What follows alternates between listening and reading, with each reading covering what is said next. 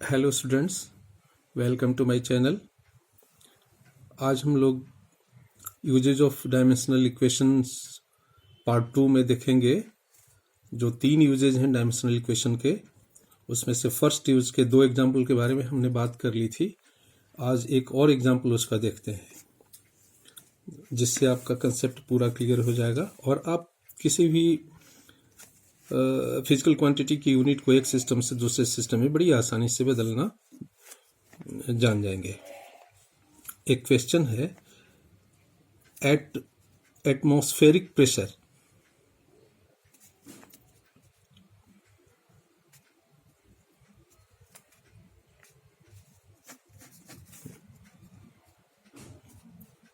वायुमंडलीय दाब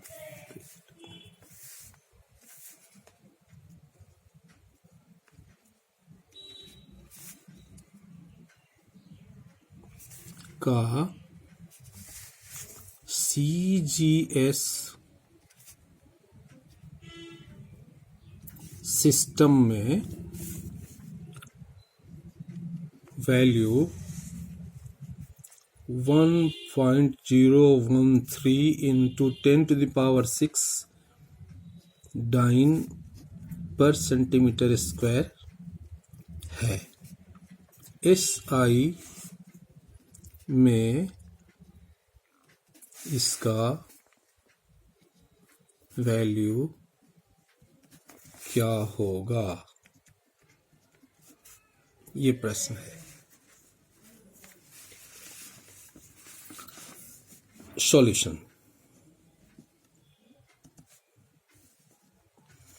पहले हम लोग एटमॉस्फेरिक प्रेशर यानी वायुमंडलिक दाब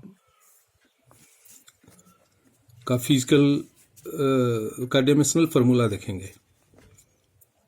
वायुमंडलीय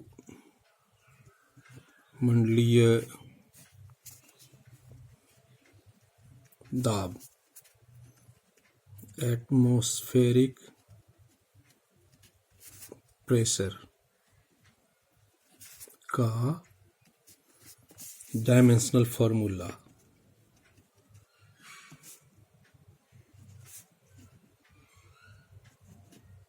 डायमेंशनल फार्मूला आप लिखना जानते होंगे। फोर्स बटा एरिया होता है, तो फोर्स का होता है ml t का पावर -2 और बटा में एरिया l स्क्वायर। तो एक l स्क्वायर, एक l से l कैंसिल होगा, पावर ऊपर में आ जाएगा -1। तो ये डायमेंशनल फार्मूला हो गया। तो फिर यहां से देखते हैं हम लोग एक सिस्टम यानी फर्स्ट सिस्टम कौन सा हो गया? CGS system. इसमें N1 का वैल्यू दिया हुआ है 1.013 इंटू 10⁻6 डाइन पर सेंटीमीटर स्क्वायर। L1 तो 1 लिखेंगे और CGS है इसलिए सेंटीमीटर। M1 है तो 1 लिखेंगे, ग्राम लिखेंगे, और T1 है तो 1 सेकेंड लिखेंगे। दूसरा सिस्टम, सेकेंड सिस्टम जो बदलना है, मतलब SI सिस्टम हो गया। इसमें क्या लिखेंगे? N2 is equal to what? L2 is equal to 1 metre, M2 is equal to 1 kilogram और T2 is equal to 1 second. हमारे पास फार्मूला क्या है? N2 is equal to N1 L1 divided by L2 power A, M1 divided by M2 power B, T1 divided by T2 power C। अब value हम लोग रखें इसमें N1 1.013 into 10⁻6, L1 1 centimetre, L2 1 metre, और अब यहाँ देखेंगे हम लोग L का पावर A है और यहाँ देखिए L का पावर -1 है, तो A का वैल्यू कितना हो जाएगा? -1। तो यहाँ पावर -1 दे देंगे। उसी तरह से m का पावर यहाँ b है और m का पावर यहाँ 1 है छिपा हुआ। एक्चुअली यहाँ m का पावर 1 है और यहाँ m का पावर b, तो b का वैल्यू कितना हो जाएगा, पहले तो लिख लें। m1 का वैल्यू कितना है 1 ग्राम और m2 का वैल्यू कितना है 1 किलोग्राम और b का पावर 1।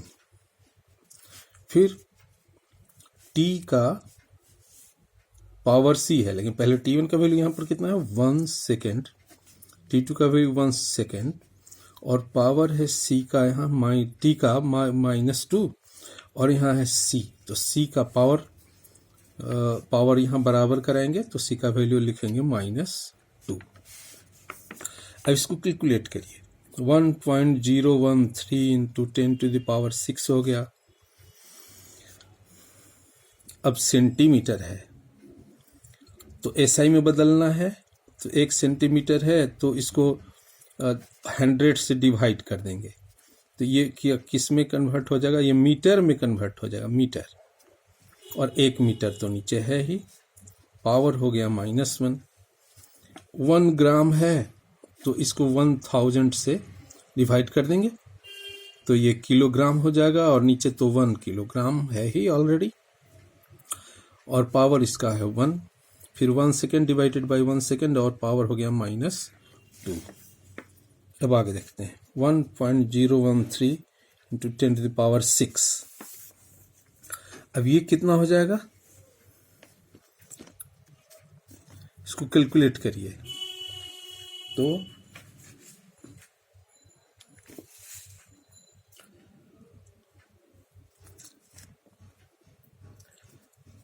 पहले इसको लिखेंगे, तो इसको लिख दीजिए 100 बाई, जैसे पावर है 100 का -1 ऊपर जाएगा तो ये 100 हो जाएगा और ये तो नीचे रहेगा ही 1/1000। ठीक है, लिखेंगे किलोग्राम, यहाँ से लिख देंगे मीटर और यहाँ से सेकंड का पावर -2। अब कैलकुलेट करिए फिर 1.013 और 10⁻, यहाँ पर कितना हो गया 6 और 2 8, तो 30 यहाँ से कट जाएगा तो कितना हो जाएगा 10⁵। यहाँ से क्या हो जाएगा किलोग्राम मीटर पर सेकंड स्क्वायर, इसको कहते हैं न्यूटन। तो ये N2 का वैल्यू आ गया। मतलब CGS सिस्टम में एटमॉस्फेरिक प्रेशर का जो वैल्यू 1.013 इंटू 10⁻⁻6 था, वो अगर SI में बदलेंगे तो एटमॉस्फेरिक प्रेशर का वैल्यू 1.013 इंटू 10⁵ न्यूटन हो जाएगा।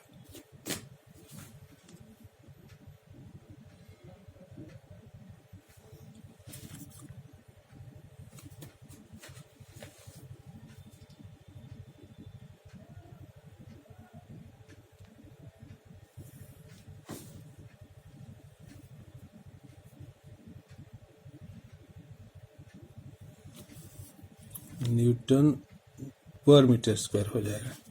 यही हो गया कन्वर्सन। अब आप अच्छी तरह से समझ गए होंगे कैसे किसी भी फिजिकल क्वांटिटी के यूनिट को एक सिस्टम से दूसरे सिस्टम में कन्वर्ट कर सकते हैं। ये तो डायमेंशनल इक्वेशन की यूजेस का एक पार्ट था या पहला यूज था। दूसरा जो सेकंड यूज है, सेकंड यूज में क्या है, checking the correctness of a formula. किसी भी फॉर्मूला को चेक करना कि वह फॉर्मूला सही है या नहीं। ठीक है, एक एग्जाम्पल ले लिया जाए। एक फॉर्मूला है S = UT + ½ 80 स्क्वायर। यही अभी देखना है कि ये फॉर्मूला सही है कि नहीं। तो क्या देखना होगा कि लेफ्ट हैंड साइड में जो क्वांटिटी है इसका डायमेंशन राइट हैंड साइड में जितने भी क्वांटिटीज हैं उनके डायमेंशन के बराबर होना चाहिए। अगर ये बराबर हो गया, एक्चुअली किसी भी फॉर्मूला के करेक्टनेस का चेकिंग का जो बेस है वह प्रिंसिपल ऑफ होमोजेनाइटी है। समझ गए, है ना। यह लिख देते हैं, किसी फॉर्मूला की करेक्टनेस की जांच का आधार प्रिंसिपल ऑफ होमोजेनाइटी है। अगर फॉर्मूले के दोनों साइड के डायमेंशन बराबर हो गए तो फॉर्मूला करेक्ट, और अगर डायमेंशन बराबर नहीं हुए तो फॉर्मूला करेक्ट नहीं होगा। अब जैसे लेफ्ट हैंड साइड का डायमेंशन,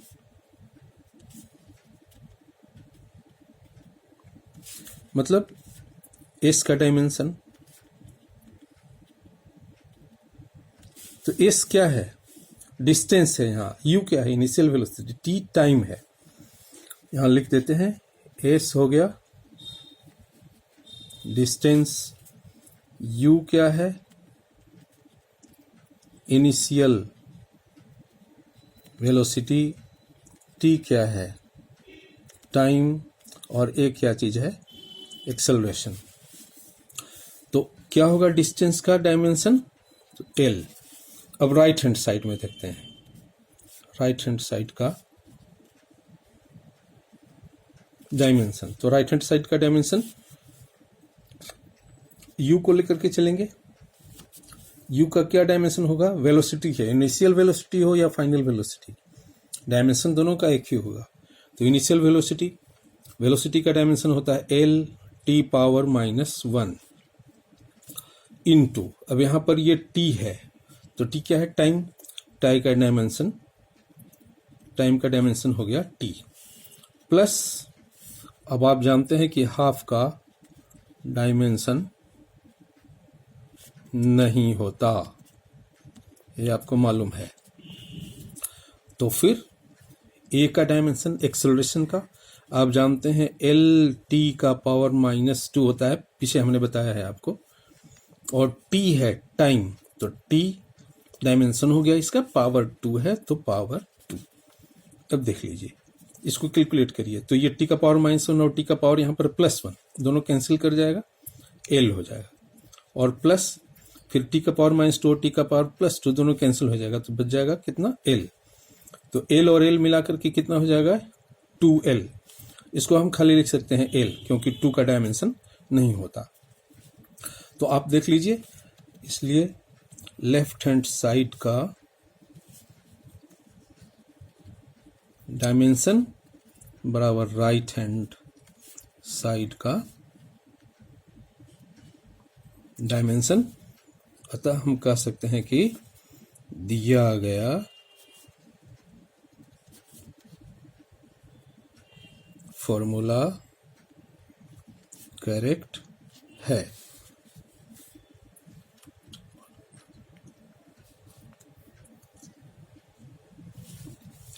इस प्रकार बच्चों हम फिर एक दूसरा एग्जाम्पल, अब एक छोटा सा एग्जाम्पल लेते हैं, फिर कल दूसरा एग्जाम्पल और लेकर के बताऊंगा मैं आपको। ये एग्जाम्पल नंबर अगर 1 है तो एग्जाम्पल नंबर 2, एग्जाम्पल नंबर 2।